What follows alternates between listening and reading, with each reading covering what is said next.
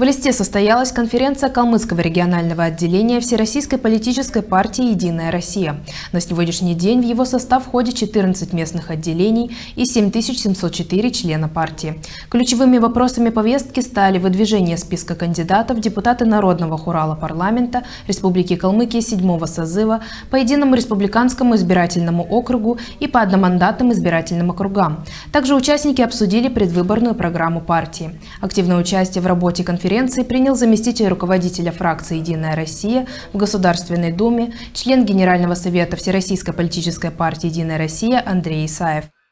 В результате общения с людьми, их наказов сформировалась, на мой взгляд, очень содержательная программа, с которой региональное отделение партии идет на выборы.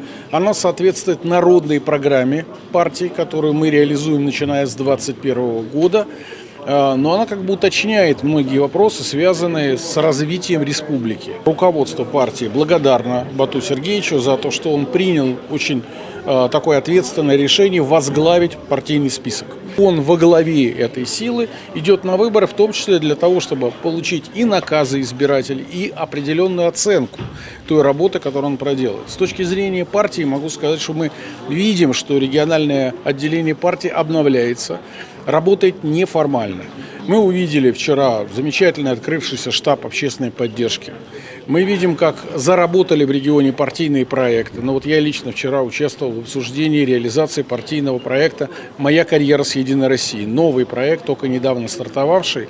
Он очень активно реализуется.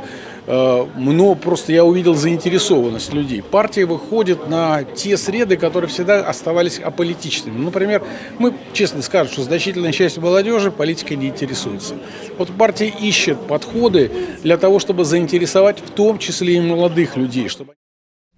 По итогам тайного голосования в тройку общереспубликанской части списка кандидатов Народного хурала 7-го созыва вошли Бату Хасиков, секретарь регионального отделения партии «Единая Россия», глава Калмыкии, Елена Лотник, фермер из Ешалтинского района, и Валерий Ачиров, герой Советского Союза, герой Калмыкии, заслуженный военный летчик России.